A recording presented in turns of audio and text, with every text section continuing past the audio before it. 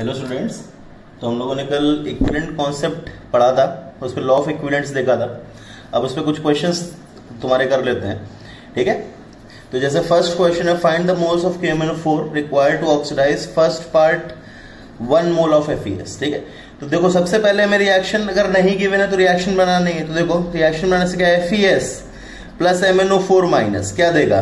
देखो इसमें Fe2 plus में S-2 में, तो Fe को Fe+3 में ले जाएगा, S-2 को SO4 माइनस में ले जाएगा और खुद किस में चला जाएगा, Mn2+, ठीक है। मीडियम तुम्हें एसिडिक मानना है, मीडियम क्या है, एसिडिक। सारे केसेस में मीडियम क्या है, एसिडिक, ठीक है।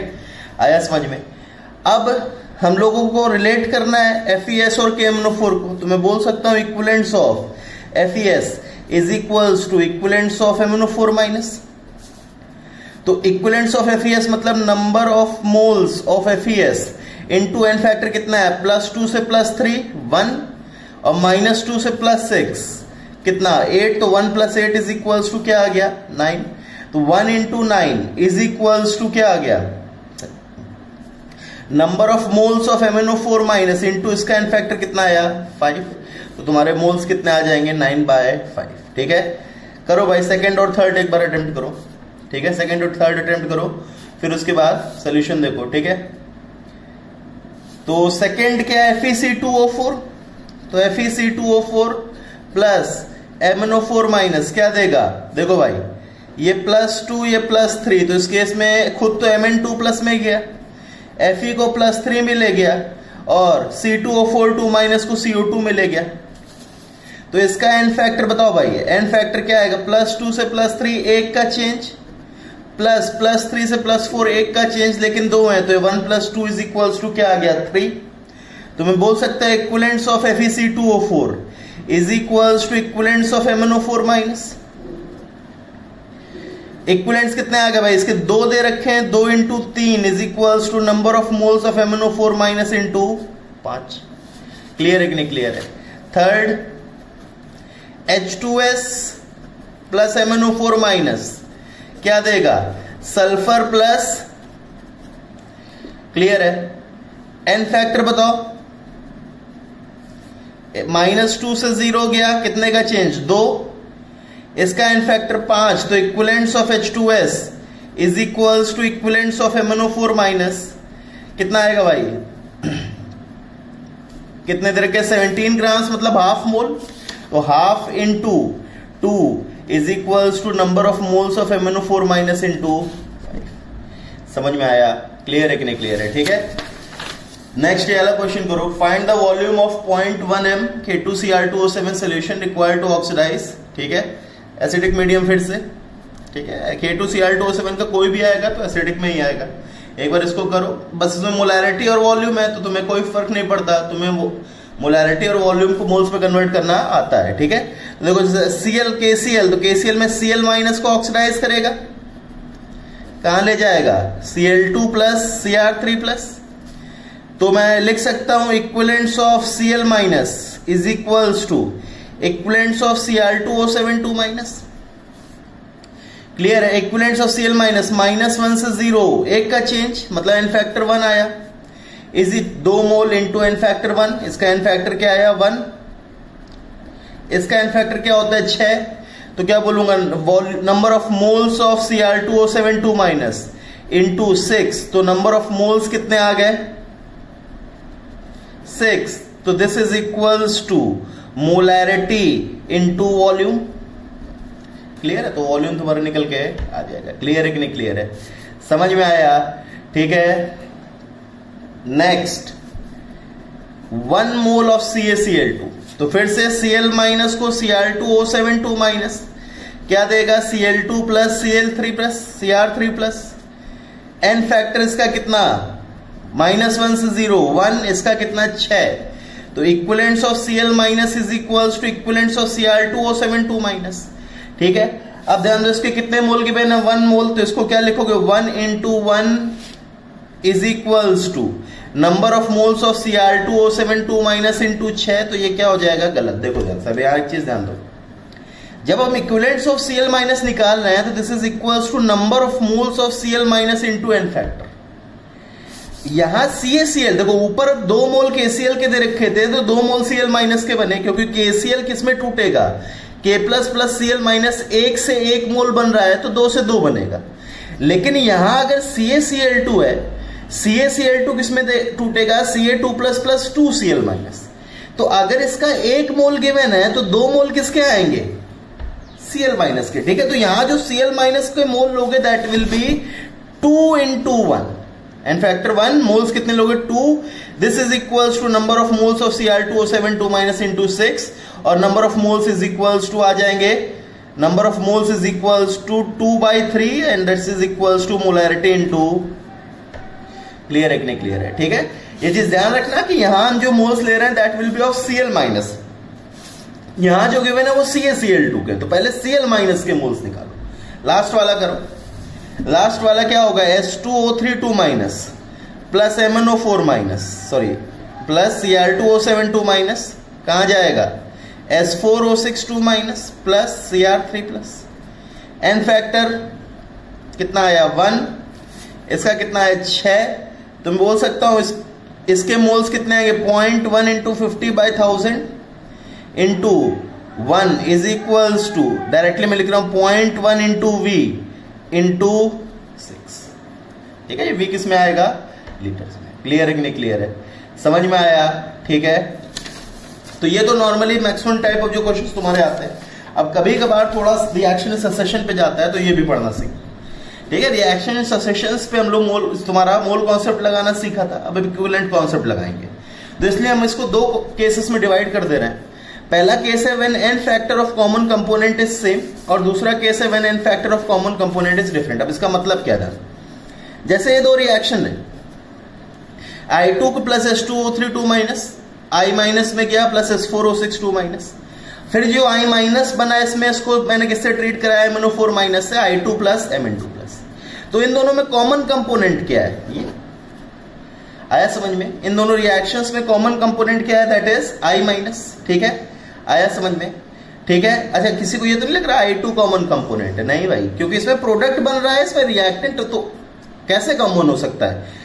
इसका प्रोडक्ट इसके रिएक्टेंट की तरह बिहेव कर सकता है, समझ में आया? लेकिन इसका रिएक्टेंट इसके प्रोडक्ट की तरह बिहेव नहीं करेगा। ठीक है, कॉमन सेंस से एक बार सोचो, तो common component is I minus. ठीक है, तो अब ध्यान दो, एन फैक्टर निकालो इसका। एन फैक्टर अगर तुम निकालोगे तो -1 से 0 गया, कितने का चेंज 1, तो 1। इसका एन फैक्टर निकालो, -1 से 0 गया, कितने का चेंज 1। तो देखो एन फैक्टर दोनों का क्या आ रहा है, जो कॉमन कंपोनेंट है उसका क्या आ रहा है, सेम, दोनों में 1 आ रहा है।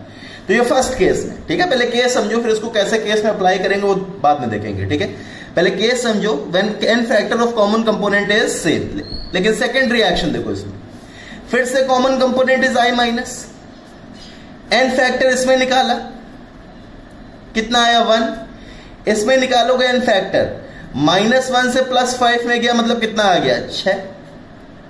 तो जो कॉमन कंपोनेंट है उसका एन फैक्टर क्या है, डिफरेंट है। ठीक है, तो सबसे पहले तुम्हें केस पता करना है। केस हमने 2 बना रखे हैं कि when n factor of common component is same and n factor of common component is different. ठीक है, तो अब सबसे पहले हम लोग केस 1 के सवाल करना सीखेंगे। कौन सा, when n factor of common component is same. ठीक है, आया समझ? सबसे पहले first case when n factor of common component is same. जैसे मान लो तुम्हें गिवन है question, 1 mole of I2 reacts with S2O3 2 minus, reaction given है। I minus produced required X moles of MnO4 minus for complete oxidation in acidic medium, find X। ठीक है, ये तुम्हें question है कि 1 मोल I2 रिएक्ट करके ये दिया, फिर हमने जो I माइनस प्रोड्यूस हुआ उसको हमने किससे ट्रीट करा है, रिएक्शन अगर मान लो मैं लिखूं I minus plus MnO4 minus, acidic medium में किसमें जाएगा I2 प्लस Mn2 प्लस। ठीक है, ये तुम्हारी सेकंड रिएक्शन आएगी। क्लियर है, तो मैं दोनों रिएक्शन एक साथ लिख देता हूं। पहली रिएक्शन क्या है, I2 plus S2O3 2 minus gives I minus plus S4O6 2 minus, और second reaction is I minus plus MnO4 minus gives I2 plus Mn2 plus. ठीक है, अब सबसे पहले फर्स्ट रिएक्शन को देखो। फर्स्ट रिएक्शन में I2 के मोल्स गिवन है, देखो पहले चीज क्वेश्चन देखो निकालना क्या है, गिवन क्या है I2, रिलेट किससे करना है, MnO4 माइनस से। तो डायरेक्ट रिलेशन तो बन नहीं रहा है क्योंकि इस वाली रिएक्शन में MnO4 माइनस नहीं आ रहा है। तो अगर मुझे रिलेट करना है तो पहले मैं इसको कॉमन कंपोनेंट से रिलेट करूंगा I2 को, और फिर MnO4 माइनस को कॉमन कंपोनेंट से रिलेट करूंगा, फिर एक इंटरमीडिएट रिलेशन निकलेगा। क्लियर है कि नहीं क्लियर, समझ में आता है। देखो गिवन हमें I2 है, निकालना MnO4 माइनस है, डायरेक्ट रिलेशन नहीं, तो सबसे पहले बीच से होते हुए जाएंगे। I2 को किससे रिलेट किया, कॉमन कंपोनेंट से, I माइनस से, फिर I माइनस को किससे रिलेट कर दोगे, MnO4 माइनस से। तो देखो I2 को अगर मैं I माइनस से रिलेट करूं तो equivalents of I2 is equals to equivalents of I minus. तो मैं बोल सकता हूं number of moles into n factor कितना, 0 से 1 माइनस 1, एक का चेंज लेकिन 2 atoms, 2 is equals to equivalents of I minus. और यहां मैं बोल सकता हूं equivalents of I minus is equals to equivalents of MnO4 minus. Clear है, या equivalents of I minus is equals to equivalents of MnO4 minus, या equivalents of I minus is equals to equivalents of I2।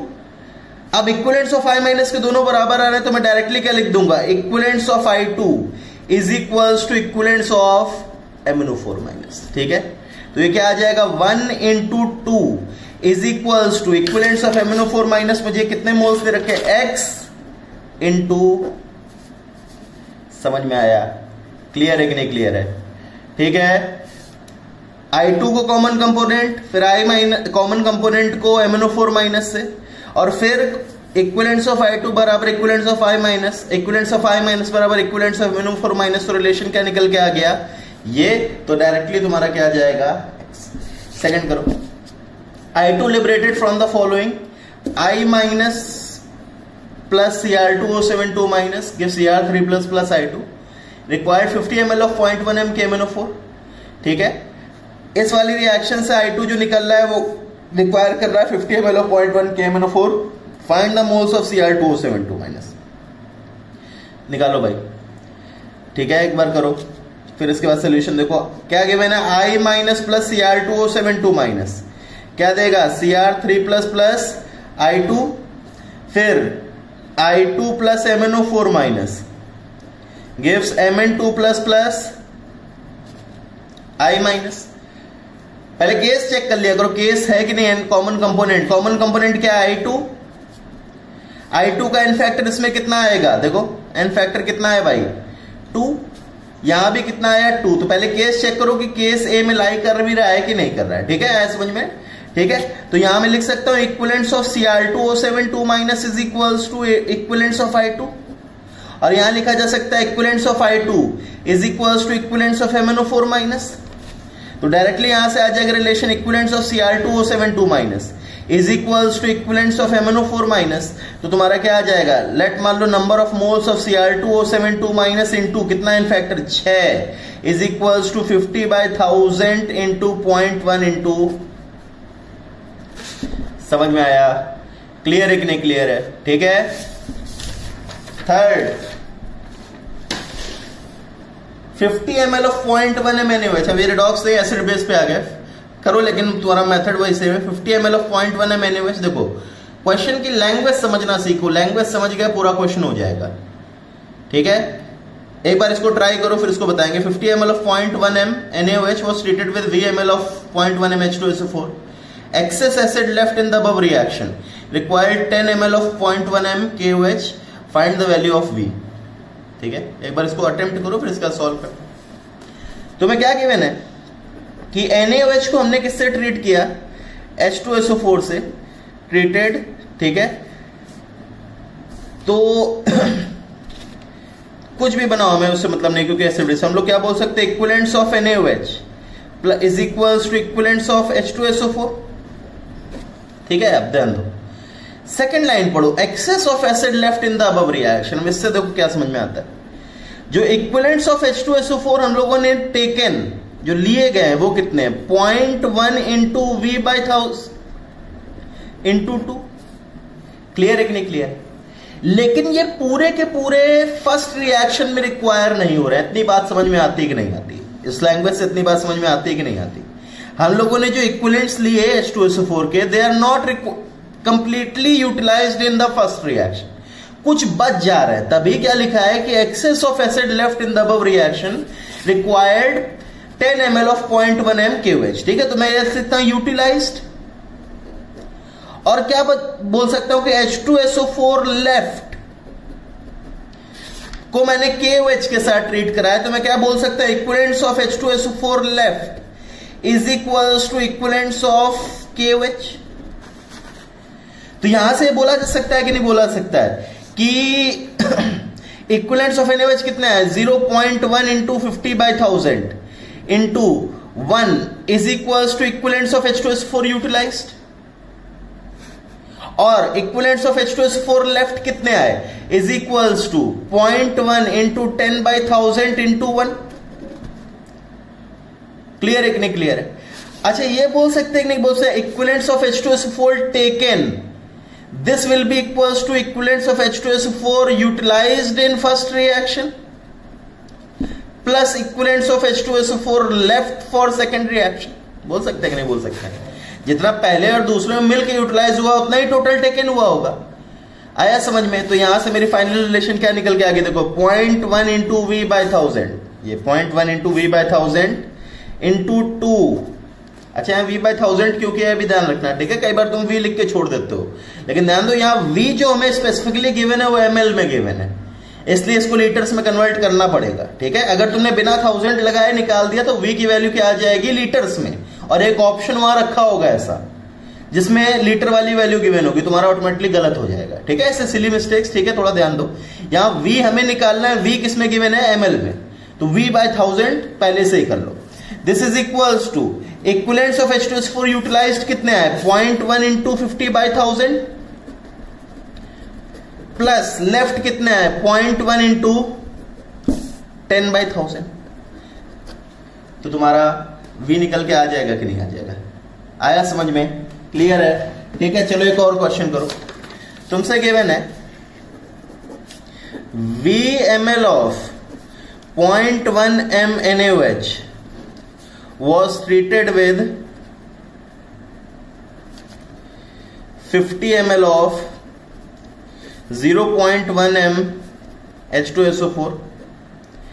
Excess acid left in the above reaction required 10 ml of 0.1 m CaOH whole twice। ठीक है, तुम्हें find V निकालना है। एक बार attempt करो, फिर इसका सोल्यूशन दो। तुम्हें क्या किया, मैंने NaOH को H2SO4 के साथ ट्रीट किया, तो मैं बोल सकता हूं equivalents of NaOH is equals to equivalents of, फिर से देखो, इक्विवेलेंट्स ऑफ जो H2SO4 टेकन है, टेकन इज इक्वल्स टू कितना है, 50 इंटू 50/1000 इंटू 0.1 इंटू 2। ये फिर से समझ में आ रहा है, एक रिएक्शन में पूरी तरह यूटिलाइज नहीं हो रहा है, क्योंकि कुछ एक्सेस एसिड जो बच जा रहा है वो सेकंड रिएक्शन में आ रहा है। ये समझ में आता है? तो मैं हो सकता है इक्विवेलेंट्स ऑफ H2SO4 यूटिलाइज्ड, और जो लेफ्ट हो गया H2SO4 जो बच गया उसको मैंने किससे ट्रीट किया, CaOH होल ट्वाइस से। तुम बोल सकते हो equivalents of H2SO4 left is equals to equivalents of CaOH whole twice. तो equivalents of CaOH whole twice कितना है भाई, 0.1 इंटू 10/1000 इंटू कितना है भाई, ये आएगा 2। आया समझ में? और this is equal to equivalents of H2SO4 left. अच्छा, अब मैं बोल सकता हूं कि जो first reaction equivalents of H2SO4 utilized आ रहे होंगे, फर्स्ट रिएक्शन में इक्विवेलेंट्स ऑफ H2SO4 यूटिलाइज्ड जो आ रहे होंगे, that will be equal to जितना इनिशियली लिया था, मतलब 0.1 इंटू 50/1000 इंटू 2 माइनस जितने बचे। ये समझ में आता है? क्योंकि equivalents of H2SO4 utilised plus left is equals to taken, तो यूटिलाइज्ड क्या हो जाएगा, टेकन माइनस लेफ्ट, तो ये क्या आ जाएगा, 0.1 इंटू 10/1000 इंटू 2, मतलब ये कितना आ गया, 0.1 इंटू 40/1000 इंटू 2। क्लियर है? और ये हमारा अगर निकल के चला आया तो इसको मैं बराबर equivalents of H2SO4 utilised is equals to equivalents of NaOH क्या लिखूंगा, 0.1 into V/1000 into 1 this is equals to 0.1 into 40/1000 into, समझ में आया? क्लियर है कि नहीं क्लियर है? ठीक है, आया समझ में? क्वेश्चन की लैंग्वेज अगर समझ में आ गई अच्छे से, बहुत अच्छे क्वेश्चंस में से ये आता है। नॉर्मली तुम्हारा सिंगल स्टेप सिंगल रिएक्शन में इक्विवेलेंट कॉन्सेप्ट आता है लगभग 80 to 90% टाइम्स। ये रिएक्शन बहुत अच्छे क्वेश्चंस में, जब एम्स की लेवल की बात करें उसमें आता है और तुम्हारा, ठीक है, तो इसमें कुछ डिफिकल्ट नहीं है, बस तुम्हें क्वेश्चन समझना आना चाहिए। बहुत इजी होता है, तुम्हें कोई डिफिकल्ट नहीं है, बस क्वेश्चन समझना आना चाहिए, उसको प्रोसीड करना आना चाहिए। ठीक है, लास्ट क्वेश्चन चलो एक तुम्हारा और कर लेते हैं। The NH3 evolved due to complete conversion of nitrogen 0.1, ये मिक्सचर एनालिसिस का आ गया। देखो मिक्सचर एनालिसिस को आप मोल कॉन्सेप्ट से कैसे करोगे? ठीक है, मोल कॉन्सेप्ट से तो हमने सीख लिया, अब किससे करेंगे? इक्विवेलेंट से। ठीक है, तो the NH3 evolved due to complete conversion of nitrogen 0.1.12 grams sample of protein was treated with 45 ml of 0.4 m HCl solution। 0.4 m HCl है, ठीक है, इसको ढंग से लिखो, 0.4 m HCl। Excess acid required 20 ml of 0.1 m NaOH। पहले एक बार question ठीक है देख लो, फिर इसके बाद तुमसे क्या बोला गया? नाइट्रोजन प्रोटीन है जिसमें थोड़ा बहुत नाइट्रोजन है, या फिर मैं देखो प्रोटीन कितना है तुम्हारा, या चलो एक बार अटेम्प्ट करो एक बार अटेम्प्ट खुद से, फिर इसका सोल्यूशन देखो। वीडियो पॉज करके अटेम्प्ट करो, फिर इसका सोल्यूशन देखो। 1.12 ग्राम्स प्रोटीन है, इसमें मान लो मैंने क्या है, नाइट्रोजन का कितना मान लिया? x ग्राम। ठीक है, अब मैंने क्या बोला कि नाइट्रोजन को मैंने कंप्लीटली किसमें कन्वर्ट कर दिया? NH3। तो देखो POAC से अगर नाइट्रोजन का इसमें x ग्राम है तो mass of nitrogen in NH3 भी क्या आएगा? x ग्राम। बोल सकते कि नहीं बोल सकते? क्लियर है कि नहीं क्लियर है? ठीक है, POAC से हम लोग क्या बोलते हैं? प्रिंसिपल ऑफ एटम कंजर्वेशन से यही बोला जाता है कि जितना प्रोटीन में तुम्हारा नाइट्रोजन होगा उतना ही नाइट्रोजन का मास इसमें भी आएगा। तो अगर मास ऑफ नाइट्रोजन इतना है तो मैं number of moles of nitrogen in NH3 बोल सकता कि नहीं बोल सकता? This is equals to x/17, sorry x/14। बोला सकता है कि नहीं बोला सकता? क्लियर है कि नहीं क्लियर है? समझ में आया? अगर मास x ग्राम है तो मोल्स ऑफ नाइट्रोजन कितने आएंगे? x/14।